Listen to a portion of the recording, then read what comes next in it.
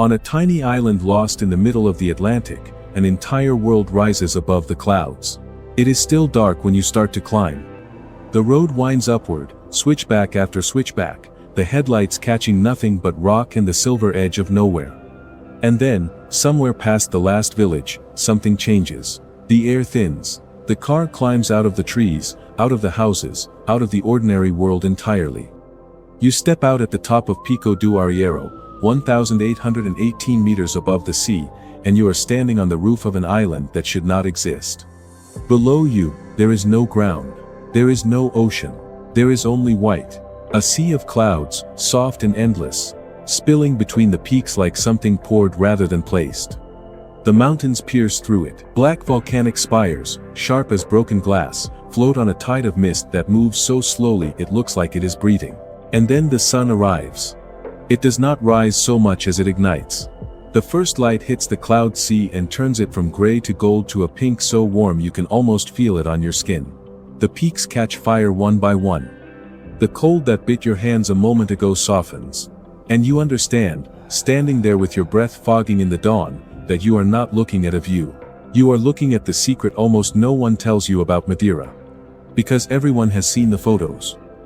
Blue water, a cruise ship, a city on a hillside. None of that prepares you for this. None of it prepares you for an island so small you could drive across it in an afternoon, that somehow holds mountains tall enough to stand above the weather. That holds a forest older than memory. That holds lava pools and waterfalls and flowers that never stop blooming.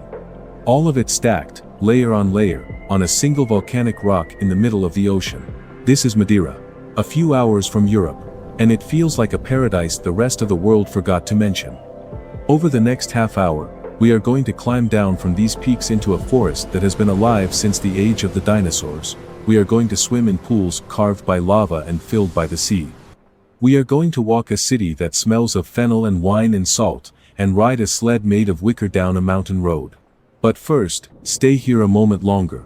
Stay on the ridge, while the sun finishes rising. Because the question that will follow you through this entire island begins right here. How does all of this fit on something so small? Look closely at the peaks around you. The second one over, slightly higher, catching the light a beat after this one, is Pico Ruivo. 1,861 meters. The highest point on the island. Between you and it runs a trail, narrow as a spine, that traces the very top of Madeira through tunnels cut into the rock and ledges that fall away into cloud on both sides. People walk it at dawn for exactly this reason. To be up here, above everything, while the island sleeps beneath a blanket of white. The trail has a plain name, the PR1, and a reputation that travels far beyond this island. It runs for a handful of kilometers along the absolute crest of Madeira, rising and falling over the highest ground in the archipelago, and there is nothing gentle about it. It climbs stone staircases bolted to the cliff. It plunges into tunnels hewn straight through the mountain, where you walk in sudden cold blackness with one hand trailing the wet rock until a bright mouth of daylight pulls you out the other side. On either side, the ground simply ends. You walk a ribbon of rock with the cloud sea on your left and a green valley, 1,000 meters below on your right, and the wind comes up off the Atlantic and pushes at you. And you have never in your life felt so gloriously, terrifyingly small. And then the path crests a final rise, and there is Pico Ruivo, the red peak, the very top of everything. From it, on a clear morning, you can see the whole island laid out beneath you, the ridges running down to the sea in every direction like the spokes of a wheel, the clouds pooling in the valleys. The Atlantic stretching away to a horizon so far it curves. People who make this walk do not talk much at the top. There is not a great deal to say. You stand on the highest stone on the island and you simply let it be enormous. And there is the cold to remember, the particular cold of these heights, which is nothing like the cold of winter at home. Up here the air is thin and clean and it tastes faintly of stone and of the sea far below. The sun is on your face, warm and direct, but the wind that slides off the cloud sea is cool enough to raise the hair on your arms, and the two sensations live on your skin at the same time. You are cold and warm at once, 3,000 feet above a tropical island, and your lungs pull at the thin bright air, and every breath feels like the first one you ever took. People come down off this ridge changed in some small way they cannot quite name. It is the altitude, partly. Mostly it is the size of what they just stood inside. If your chest tightened a little at that sunrise, if some quiet part of you has already decided you need to stand on this ridge one day, then subscribe to Unseen Countries now. Because the island you are about to see only gets stranger and more beautiful from here, and you do not want to climb back down without us. Now, let us climb back down. The descent off Pico do Arieiro is its own kind of wonder. The road drops, and as it drops, the world reassembles itself in reverse. The cloud sea that was beneath your feet rises up to meet you, and for a few minutes you are driving through it, headlights swallowed in white, the temperature climbing degree by degree. And then you break through the bottom of the clouds, and Madeira opens up below you like a held breath, finally let go. This is the moment of arrival, the real one, because no matter how you actually came to the island, by plane banking over the Atlantic toward a runway built on stilts above the sea, this is when Madeira shows you what it is. The land does not slope gently to the water here. It falls. Cliffs drop hundreds of meters straight into the ocean, green at the top, black at the base, white where the waves break against them. The whole island is a mountain that rose out of the sea and never learned how to lie flat. Everywhere you look, the land is doing something dramatic. Plunging, terracing, folding into ravines so deep the bottom stays in shadow until noon. The farmers here learned long ago to carve the slopes into staircases, narrow green terraces stacked one above the other, banana trees and vines and vegetable plots clinging to gradients that would frighten a goat. The whole south face of the island is quilted with them, a patient handmade landscape draped over the bones of a volcano. And clinging to one of those slopes, climbing it, pouring down it toward a bay of impossible blue, is Funchal. The capital does not sit beside the sea, it rises from it. White houses with terracotta roofs stacked up the mountainside, tier upon tier, all the way until the buildings give up and the green takes over. From the water, at dusk, when the lights come on, Funchal looks like a galaxy that decided to settle on a hillside. The city glitters upward into the dark, and behind it the mountains you just descended from stand black against the last of the sky. Step out into it and the first thing you notice is the air. It is warm. Not the dry heat of a beach holiday, but something softer, heavier, alive. The air here carries moisture from the Atlantic and warmth from a sun that barely changes all year, and it wraps around you the moment you arrive. It smells of the ocean and of flowers and, somewhere underneath, of something sweet and green growing too fast to keep up with. There is history in the name of this place, and it is the kind of detail that makes the whole island click into focus. When Portuguese sailors first landed here just over 600 years ago, blown toward an unknown green smudge on the horizon, they found an island so densely covered in forest that they named it for the wood itself. Madeira simply means wood. And when they reached the warm southern bay where the capital now stands, they found the slopes thick with wild fennel, and so they called the place Funchal, from the old word for that feathery, licorice-scented plant. The whole story of the island is written into its names.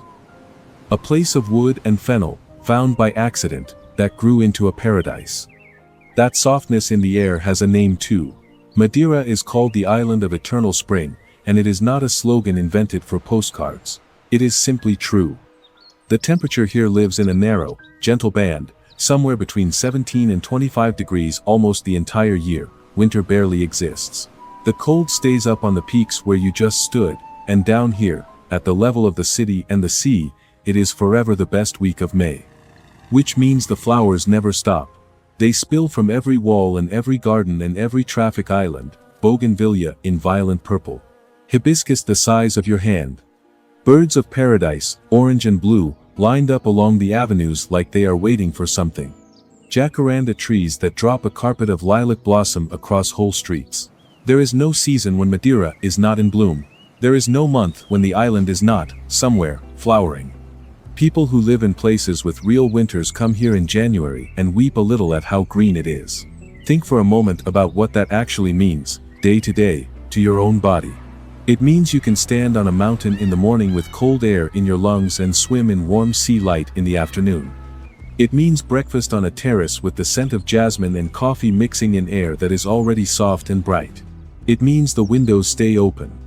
It means evenings warm enough to sit outside long after dark, the lights of the boats on the water, the murmur of a city that never quite has to brace against the weather. The eternal spring is not a single fact about temperature. It is a feeling that follows you through every hour, the quiet luxury of a place where nature has decided, more or less permanently, to be kind. You feel your shoulders drop. You feel some old held tension you did not know you carried simply let go. That is the gift the island gives before it gives you anything else, and it gives it the moment you arrive. Wander up into the old town of Funchal, the Zona Vella, and the island shows you another of its faces. The streets here are narrow and cobbled and steep, the kind you climb slowly with the smell of grilled fish and garlic drifting out of doorways. And then you notice the doors themselves. Years ago, the artists of the city began to paint them. Every old wooden door along certain lanes turned into a canvas. A door becomes a wave, a flock of birds, a face, a garden, a dream. You walk a street that is also an open-air gallery, the painted doors glowing in the warm shade, and somewhere a guitar is playing, and the cobbles are smooth and cool under your feet, and the whole quarter feels like a secret the city decided to keep beautiful. Just west of the capital, where the cliffs begin their climb toward Cabo Girão, there is a fishing village so picturesque that a young Winston Churchill once set up his easel on its harbor wall to paint it.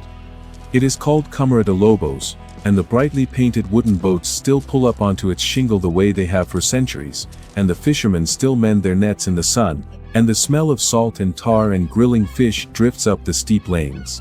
You sit on the harbor with a glass of poncha, the local drink, watching the boats rock on water the color of green glass, and you understand why a man who had seen half the world chose this small bright corner of it to paint. But the gardens and the painted doors of Funchal are only the surface. The real green, the ancient green, the green that earned this island a place among the most protected on earth, is waiting in the mountains above. And to find it, you have to leave the city behind and walk into a forest that the rest of the world lost millions of years ago. Here is a fact worth holding on to, because it is the kind of thing you will want to tell someone. The forest that covers the high heart of Madeira is older than the ice ages. It is a survivor from a time when laurel forests like it covered much of southern Europe and the Mediterranean. The climate changed. The world dried out and froze and changed again. And everywhere else, this forest died. Everywhere except here, on a handful of Atlantic islands, where the mountains caught the clouds and held the moisture and kept the ancient world alive. What you walk through in Madeira is not a forest like other forests. It is a living fossil, a ghost from the age of the dinosaurs that simply never left. It is called the Laurisilva, and in 1999, UNESCO declared it a World Heritage Site because it is the largest surviving laurel forest of its kind anywhere on the planet. Most of it has never been cut. Some of the trees standing in it are believed to be over 800 years old. Walking into it is like walking into a held breath. The light changes first. It goes green and dim, filtered through a canopy so thick the sun arrives in coins and ribbons rather than beams. Then the sound changes. The city noise is gone, replaced by water, everywhere water, dripping and trickling and running unseen beneath the ferns. And then the air changes, and this is the part that stops people. The air in the Laurisilva is cool and wet and smells of moss and earth and something older than language. Mist drifts between the trunks. It catches in the moss that hangs from every branch in long gray-green beards. You reach out and the moss is soft and damp, and the tree beneath it is solid as iron. There are bay laurels here whose ancestors were old when the first ships found this island. There are ferns that uncurl taller than a person. There are tree heaths that grow into twisted giants, and somewhere in the canopy lives a pigeon found nowhere else on earth, a dark, shy bird that exists only because this forest refused to die. You will probably not see it, but you will feel the strangeness of a place where things survive that survive nowhere else. Come into the forest early, when the mist is still thick between the trunks and the light has not yet found the floor, and listen. The Laurisilva at dawn is loud in the way only truly quiet places can be loud. Water dripping from 1,000 leaves. The creak of old wood. The high thin calls of small birds you will never see, hidden in a canopy that swallows sound and gives back only fragments. A faint constant hush that you slowly realize is the forest breathing, the moisture moving, the whole green machine of it pulling water out of the clouds and feeding it down into the rock. You stand still and the cool damp settles on your skin and your own breathing slows to match the forest's, and for a long moment you are not a visitor at all. You are just one more living thing in a place that has been alive far longer than your species has existed. There is one corner of this forest that people travel across the island to find, a high windswept plateau called Fanal. Here the laurels are ancient and enormous, their trunks gnarled and bent low by centuries of wind, and the mist comes in off the Atlantic and pours across the meadow in slow silent waves. On a misty morning at Fanal, the trees loom out of the white like figures, like the half-remembered shapes of a dream, their twisted limbs hung with moss, the grass beneath them an impossible electric green. Cattle graze somewhere in the fog, their bells the only sound. There is nowhere on earth that looks quite like it. It is a forest that feels less like a place and more like the inside of a fairy tale, and you walk through it half expecting the rules of the ordinary world to no longer apply. And running through all of it, like veins through a body, are the Levadas. This is where Madeira tells you something about the people who made it home. When the first settlers arrived here 600 years ago, they found an island with a problem. The rain fell in the green north and the high center, soaked into this forest, and stayed there. The sunny south, where people wanted to live and farm, was dry. So they did something extraordinary. By hand, with iron tools, hanging from ropes off the sides of cliffs, they carved channels into the living rock to carry the water across the entire island. Thin stone canals, sometimes no wider than your foot, threaded through the mountains and tunneled straight through them, gathering the moisture the forest pulled from the clouds and walking it, gently downhill, mile after mile, to the fields below. They are called levadas, from the Portuguese word for carrying. And there are hundreds of kilometers of them, lacing across the island. For centuries they were simply how Madeira watered itself. But beside every levada, the workers who built and maintained them wore a narrow path, and those paths are now the most beautiful trails in the Atlantic. Walk a levada and you walk on the level, following the water, with the channel murmuring beside you the whole way. The path clings to the contour of the mountain, slipping behind waterfalls, ducking through tunnels where you walk in the dark with one hand on the wet rock and the daylight a bright coin ahead, opening suddenly onto a valley so green and so deep it does not look real. The water is always there beside you, clear and cold, sliding over stone polished by 6 centuries of it. You can hear it before you see anything. You follow the sound of an island taking care of itself. Some of these trails lead to places that feel like the edge of the world. There is one valley, deep in the green interior, ringed by sheer walls down which the waterfalls pour in white threads from impossible heights, so many of them at once that the locals call it the Valley of the 25 Fountains. You walk a levada through cool dripping forest to reach it, and at the end the cliffs open into a natural amphitheater where the water falls and falls into a clear green pool, and the spray drifts across you. And the only sound in the whole world is falling water. You sit on a wet rock and you understand that no one built this. The island simply made it, and then made a path so you could come and feel small in front of it. There is a particular feeling that comes inside the long levada tunnels, the ones that bore straight through the mountain for hundreds of meters. You switch on a small light, or you simply trust your feet, and you step into the dark. The temperature drops at once.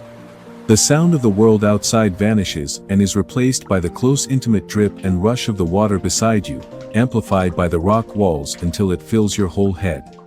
Your hand finds the wet stone and you walk, slowly, the daylight behind you shrinking to a point and the daylight ahead growing from nothing, and for those few minutes you are inside the mountain.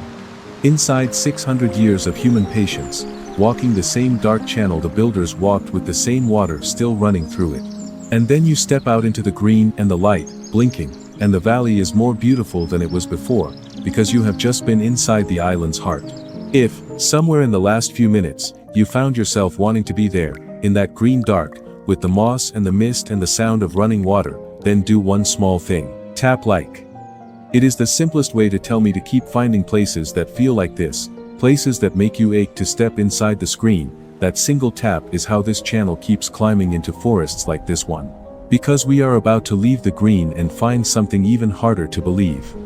We are about to find a place where the island's fire meets the island's ocean, and the two of them, working together over 1,000,000 years, built something you can swim in. Follow the water down, follow it all the way down, out of the high forest, down the ravines, down to where the land finally runs out and the cliffs meet the sea on the wild northern coast. This is the rough side of the island, where the Atlantic comes in hard and the waves explode white against black rock. The road along this coast is a marvel in itself, a ribbon carved into the cliff face, plunging through tunnels in the rock and out again into bursts of sea light, past old stretches where waterfalls once tumbled straight onto the cars below. And here, at the very northwestern tip, in a village called Porto Moniz, the lava and the ocean made a gift. To understand it, you have to go back a very long way. Madeira is a volcanic island. It was born from fire, pushed up out of the deep ocean floor by eruptions over millions of years. And during one of the most recent of those, lava flowed down a valley here and out into the sea, where the cold water met the molten rock and froze its solid mid-pour. It hardened into strange, twisted shapes, into walls and basins and rims of black volcanic stone, right at the edge of the ocean. And the sea moved in. What lava left behind, the Atlantic now fills. The result is the natural pools of Porto Moniz. A network of basins, walled in black volcanic rock, brimming with clear seawater that the ocean itself replenishes with every tide. They are not built. They are not lined with concrete and chlorine. They are the bones of an old eruption, filled fresh by the sea, refreshed by the waves that crash against the outer wall and spill over in white sheets. Lower yourself in. The water is clear enough to see your own feet on the volcanic floor, cool and clean and faintly salt. Above you, the cliffs rise green. Beside you, a wave detonates against the black rim and the spray catches the light. And you float there, in water the ocean made and the volcano shaped, somewhere between the safety of a swimming pool and the wild open Atlantic. The Guardian once named Porto Moniz among the most beautiful seawater pools in all of Europe, floating in it, with the lava rough under your hand and the sea roaring just beyond the wall, you will not argue. And the ocean around this island is not empty. The water drops away into deep blue almost the moment you leave the shore, and in that deep blue live some of the great travelers of the sea. Dolphins move through these waters in pods that can number in the dozens, riding the bow waves of boats, leaping for what looks unmistakably like joy. Whales pass through too, on their long migrations across the Atlantic, surfacing to breathe in slow enormous exhalations that you can hear before you see them. To go out on the water here at the right time of year and watch a pod of dolphins braid the surface into silver, with the green wall of the island rising behind them, is to be reminded that Madeira is not only a mountain that broke the surface. It is the visible peak of a whole world that mostly lies beneath the waves. This is the thing about Madeira that keeps catching you off guard. Every element of this island, the fire and the water and the cloud and the cold and the heat, does not stay in its corner. They collide. The fire that built the island made the pools. The clouds that crown the peaks feed the forest. The forest's water runs the Levadas. The Levadas water the vines. And the vines, down on the warm southern slopes, make the thing that carried Madeira's name to every corner of the world for 400 years. Wine. Madeira wine is one of the strangest, most wonderful stories in the world of drink, and it begins with an accident. Centuries ago, the island sat at the crossroads of the Atlantic, a stop for ships sailing to the Americas, to Africa, to the Indies. They loaded barrels of the local wine onto those ships as cargo and ballast, and the wine crossed the equator, sitting in the holds, baking in tropical heat for months at a time as the ships rolled across the world. By rights, it should have been ruined. Instead, it came back transformed. The heat and the long journey had changed the wine into something richer, deeper, almost immortal. People began to prize the bottles that had made the round trip. And so Madeira became the only wine in the world deliberately, lovingly cooked, aged in warmth until it turns the color of amber and acquires a flavor of caramel and roasted nuts and dried fruit and the far edge of the sea. It is a wine that does not spoil. Open bottles can last for months. Some Madeira wines in the world are over a century old and still perfectly, gloriously alive. There is something perfect about that. An island that kept an ancient forest alive against all odds also makes a wine that refuses to die. In Funchal, you can taste it in old wine lodges where the barrels rest in the warm upper rooms, soaking in the gentle heat the way they once soaked in the heat of the tropics. The wine pours dark and gleaming. The first sip is sweet, then nutty, then it goes long and warm and complex, tasting somehow of the island itself, of sun and salt and patience. You sip it slowly, you let it sit. You understand that you are drinking time. And here is a thing worth telling someone: a glass of this wine helped found a nation. When the men who signed the American Declaration of Independence raised a toast to the new country, the wine in their glasses was Madeira. This small Atlantic island, its name on the tables of the people building the modern world. All of it grown on slopes you can see from the harbor. Speaking of the harbor, it is time to walk the city properly. Because Funchal is not just a pretty hillside, it is alive, and the best way to feel its pulse is to walk into its market in the morning. It is called the Mercado dos Lavradores, the market of the workers, and it lives in a beautiful building from the 1930s, all tile and balconies and open courtyards. Step inside and your senses are ambushed. The first thing is color. Whole walls of flowers, because this is the island of eternal spring and the flower sellers wear the bright traditional dress of Madeira, reds and whites in stripes, standing among orchids and birds of paradise like figures from a painting. Then the fruit, and this is where the subtropical island shows off. Custard apples. Passion fruit in a dozen varieties you have never heard of. Tropical fruits grown in the island's warm valleys, cut open for you to taste, sweet and strange and dripping. The smell of it all hangs in the air, flowers and ripe fruit and, downstairs, the sharp clean tang of the fish haul, where the catch of the Atlantic is laid out on marble. There is one fish here you will not forget, long, black, and eel-like, with enormous eyes and a mouth full of needle teeth. It looks like something dredged from a nightmare. It is the espada, the black scabbard fish, and it lives in the deep dark water around the island, and it is delicious. On the island they serve it with banana, sweet and savory together, a dish that exists nowhere else because it could only come from a place where the deep cold ocean and the warm tropical fruit meet on the same small rock. That is Madeira in a single plate, the deep and the warm, the wild and the gentle, held together, impossibly, in one place. There is more to the table here, and it is worth lingering over, because the food of Madeira is the island translated into flavor. There is the espetada, great skewers of beef rubbed with garlic and bay leaf and grilled over wood embers, traditionally hung from a hook at the table so the juices run down. There is the bolo do caco, a flat round bread cooked on a hot stone and slathered with garlic butter until it is impossible to stop eating. There is honey cake, dark and dense and spiced, that keeps for a year because the island learned long ago how to make things last. And to drink alongside it, the poncha, a fierce and friendly mix of the local sugarcane spirit, honey, and the juice of fresh lemons, beaten together with a wooden tool made for exactly this and nothing else. One glass of poncha and the whole island feels like an old friend. 2, and you may find yourself agreeing to ride a wicker sled down a mountain. The craft of the island runs as deep as its cooking. For generations, the women of Madeira have made an embroidery so fine and so painstaking that it traveled the world under the island's name, delicate flowers and patterns worked by hand into linen, sold in the grand houses of Europe, a quiet art carried out in the light of these same hillsides. And up in the village of Camacha, they weave the wicker, the same cane that becomes the baskets and the furniture and, yes, the sledges that run down the mountain at Monte. Everything on this island is made by hand from what the island gives. The water trails, the terraces, the embroidery, the wicker, the wine. Madeira is not a place that was found and left alone. It is a place that was patiently, lovingly built into a garden, slope by slope, over 600 years. On the green northern side of the island, in a village called Santana, the people built houses that look like they wandered out of a storybook.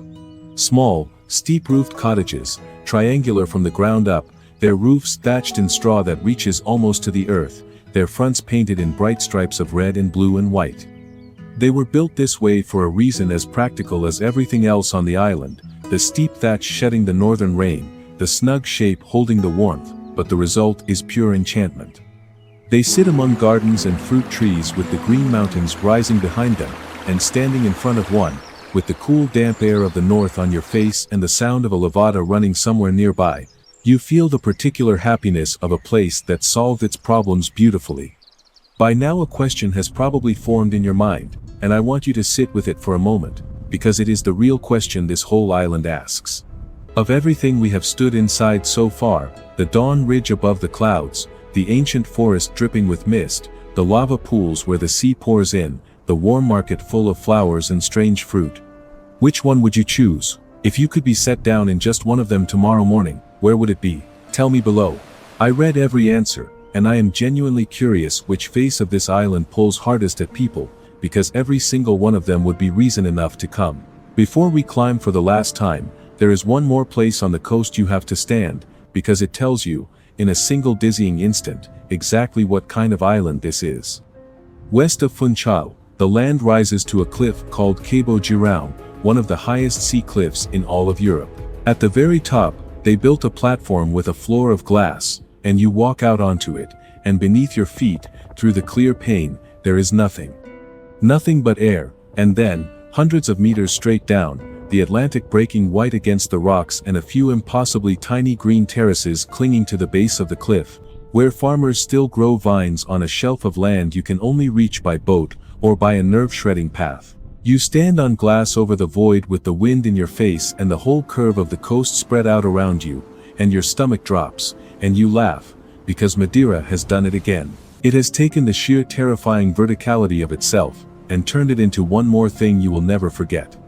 Now let us climb, one more time, because the island has saved one of its most charming secrets for the hillside above the capital. High above Funchal sits a green and gentle place called Monte. For centuries it has been where the city goes to breathe, a hill of gardens and old churches and cool air, looking down over the rooftops to the bay. And there are two ways the story of Monte connects to the city below, and both of them are pure Madeira, which is to say, both of them are slightly impossible and entirely wonderful. The first is the cable car. It lifts you out of the old town and carries you up the mountainside in a glass bubble, gliding silently over the rooftops, over the gardens, over ravines spilling with green, climbing from the warm harbor toward the cool heights of Monte. Below your feet the whole city unfolds, the terracotta roofs, the white walls, the blue bay opening out to the Atlantic, the ships small as toys in the harbor. The ride takes a quarter of an hour and it is 15 minutes of pure, drifting wonder, the kind of slow magic you wish would never end. At the top, the gardens of Monte wait, terraced and tropical, full of koi ponds and tiled stairways and flowers heaped on flowers, a cool green paradise hanging in the sky above the city. And then there is the way back down. And the way back down is one of the strangest journeys in the world. You go to the church at the top of Monte, and waiting there in the road are men in white. White shirts, white trousers, straw boater hats. And beside them sit sledges. Not metal, not modern.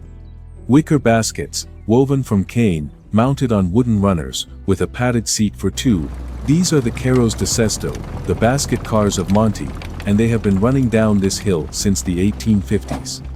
They began as something practical, a fast way for the people of Monte to get down to the city. Gravity does the work. The streets are steep, paved, and polished smooth by more than a century and a half of runners. You climb into the basket. The two men in white take their positions behind and to the side, gripping ropes, their feet in rubber-soled shoes that are the only brakes this contraption has. And then they push, and you are off. The sledge slides, then slips, then runs, gathering speed down the smooth steep street with the men jogging and leaning and steering with their feet, swinging the basket around the corners. The warm air rushing past, the houses flashing by, the city tilting up to meet you. It is part toboggan, part theater, part gentle controlled chaos, and the whole time you are laughing, because there is no other reasonable response to careening down a mountain in a wicker basket steered by two men in straw hats. It lasts about 10 minutes. It covers a couple of kilometers.